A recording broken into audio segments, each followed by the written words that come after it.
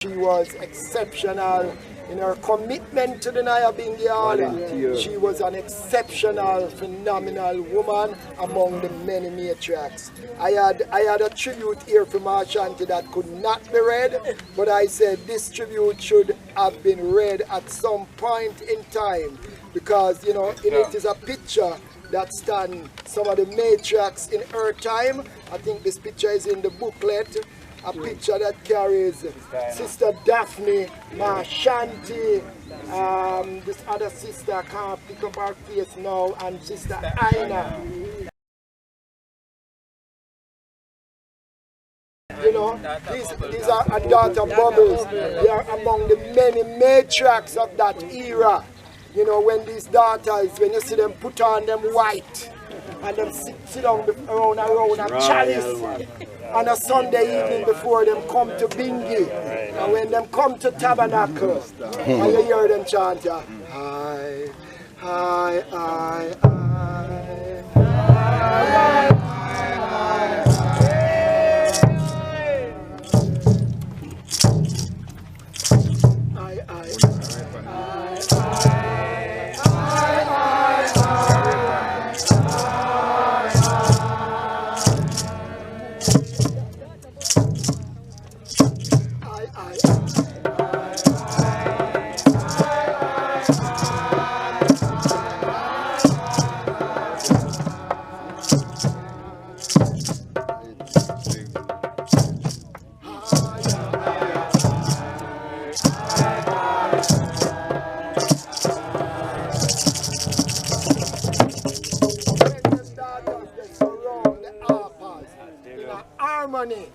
it was pleasing to the ear. Sometimes I'm saying in Bingi we are not seeing that coming together of sisters in voices, I mean close together to chant the Isis. These examples I know Ma would want I and I, even as daughters, to follow. That when we come together as sisters, we come together as brethren in a choir to sing sweet praises to Kadamari, Haile Selassie I and her Imperial Majesty. So Maa Ashanti, as we said, very exemplary. I would have liked for this tribute to be read, but it seemed as if we will have to do this at some other time. We did not have the time to read it all. It was written by one of the great researchers. Some might not like him, but he has researched and has studied our movement significantly, and he has written several pages of the history of Maa Ashanti that would have represented a eulogy. As one sister said, she would have loved to hear that. Can we take a couple verses? Yeah, man, read a couple of that, Maa Ashanti, affectionately known as Maa Ashanti, Muma Ashanti, or simply as Ma, was born as Agatha Mailer in St. James on December 25th, 1932. Some of us might hear that for the first time. Yes, I see. St. James. She was in her 9th decade of life when she made her cosmic transition on June 29, 2022 in Kingston. Today, Rastafari in Jamaica and across the world remember and give thanks for the life and works of this outstanding Nyabingi matriarch. It is with both honor and humility that I offer this tribute to our beloved Maa Ashanti.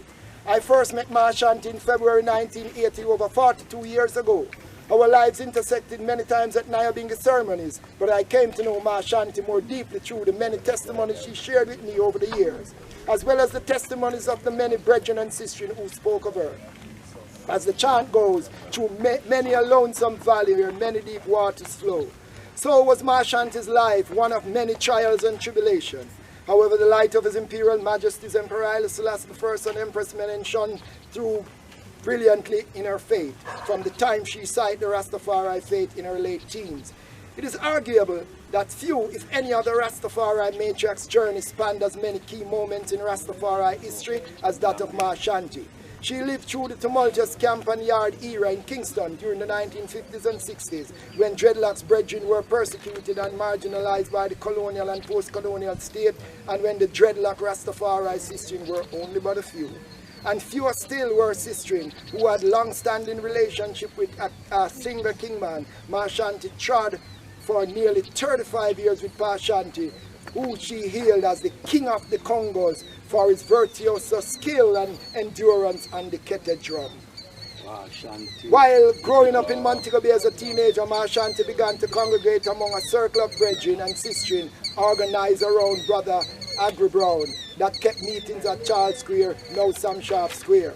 Prior to this, she testified that she used to see the picture of His Majesty on the wall, but that she didn't know nothing about him at that time. Influenced by this group of brethren and sisters, Maa Ashanti attests to having a vision about Emperor Haile Selassie I. Hear the birthday? I bid farewell to man at about age 19. That vision was later confirmed when she saw a republished photograph of His and Her Majesty's coronation that was in circulation at the time. It is perhaps more than coincident that this side-by-side photo of His and Her Majesty inspired her vision for her faith and a model for enduring and blessed partnership she forged with Maa Ashanti for some 3.5 decades until his transition in the early 90s. During her early years in Rastafari, Ma moved with a brethren named Ras Fulo, who was part of Brother Agribone's group. She came to know all of the Rastafari grounding spots across the island, including the camp of brethren located by the train line in Mobay. After breaking off with Ras Fulo, Maa Ashanti traveled to Kingston in the late 1957. In the March of 1958, she attended the All-Island Rastafari Convention in Akiwak, Bakawal, and that was convened by Prince Emmanuel Charles Edward. It was at the convention that she came to know Bongo Claudy, an accomplished Nyabingi drummer who would become better known as Pa Shanti or Bobo Shanti. After the convention closed, Ma and Pa took up residence in the yard of Bongo Water on 7th Street in Trenchtown. Pa already had a long-standing connection with Bongo Water, as both were foundation members of the legendary early Dreadlocks cohort known as the Youth Black Faith. Included in this group were Bongo Arthur, Philip Panando, and Bongo Bud. In Bongo Water's yard on 7th Street, Maa Ashanti became an Omega presence among the mostly male members of the Youth Black Faith. Scholars who have written about this austere foundation group of dreadlocks typically cast them as exclusive patriarchal. Maa Ashanti's prominent presence in the yard for a period of years calls for some reconsideration of that perspective, given the nurturing role she played with younger brethren who were incorporated in the yard as they trod from rural parishes in the search of Rastafari. Those brethren included, among others, Bongo Sheffan, Jas Stone, who had their own 2 to 3 year sojourns in Bongo Water's yard and who benefited from Maa Ashanti's maternal care and attention. Ma kept a small kitchen garden in that yard and assisted ones like Bongo Sheffan with their own vineyards of callaloo and herbs. Ground nations were an ongoing part of the communal life of Bongo Water's yard, which is thought to be the first established tabernacle in Kingston. Maa Ashanti, with her ever-present red, gold and green flag in hand, was an active participant in these sessions, as well as at the other sites of the network across the legendary Western Kingston urban terrain. These tabernacles included Calvary near the West Kingston Cemetery, Foreshore Road, Bakawal, Moonlight City, Davis Lane, and later Waterhouse and Seafood Gardens. During the late 1950s and early 60s, Maa Ashanti quickly became a prominent figure among the cohort of dreadlock sisters who stood out for their zeal and determined commitment to the Rastafari faith. Her close companions during those years including Sister Miriam, who she first encountered as an Eagline Coronation Market, Sister Daphne, Sister Aina, Sister Nora, Sister Vic. They were all a faithful presence at Nyabingi assemblies, looking after each other's children and providing mutual support in other ways. It was during this period, the early to mid-1960s, that Ma and Pa Ashanti's first 2 children, son Ainel and their only daughter Jessie, were born.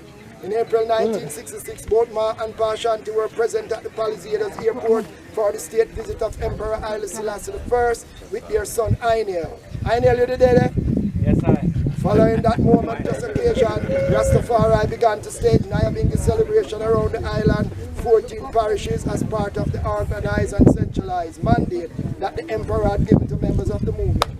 Through these traditions, from town to country, Maa Ashanti would fulfill the unofficial Nyabingi mission to traveling over hills and valleys, by the highways and byways, to keep their duty on the Nyabingi scene. Few other sisters can claim to have spent more time at Nyabingi sites around the island, both before and after the Emperor's visit, than this honored matriarch. Prior to the establishment of the Nyabingi Center in the late 1980s, there is not a parish that she did not touch multiple times during the decades of the 50s to the 80s. when the prevailing practice was for individual elders to receive the house at a special prepared tabernacle site which was under their administration.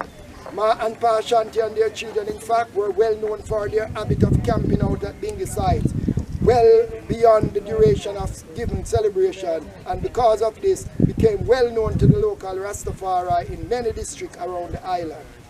In addition to their many movements structured around bingy pilgrimages, Ma and Pa Ashanti were always moving, frequently relocating between Kingston and rural parishes. Sometime after the destruction of the Emperor's visit, they moved to an area near Highgate, St. Mary, not far from where Pa was born. Then later to a site above Islington that overlooked the ocean. That was known as Pinnacle. While there, Ma produced knitting and other craft work for which she was well known and which Pa sold along the main road or carried back to Kingston for sale. At Pinnacle, Pa Ashanti covered several Nyabingi celebrations which were part of the rural Bingi commemoration that Ma became the norm after the King's visit in 1966. That became the norm after the King's visit in 1966.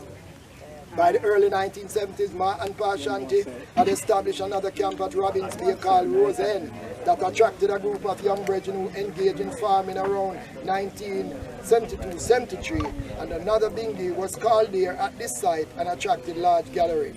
During their sojourn in St. Mary, Ma and Pa Ashanti frequently traveled back and forth to Kingston in the late 60s and early 70s. This typically meant traveling either to Davis Lane, where Bongo Lloyd and Bongo Psalms were located, or to Bongo Blackheart's yard at 11 Welcome Avenue, Seaford Gardens, which served as the center for the Royal Judo-Coptic Church Assembly of Elders. In August of 1978, when the house celebrated a month-long bingy at Eras Park in central Kingston, Ma and Pa and their family relocated to Kingston. Said to have been the first bingy to commemorate the Earth Strong of the Honorable Marcus Messiah Garvey. The Nyabingi was filmed by Elliot Lieb and Rene Romano in 1978. In the Nyabingi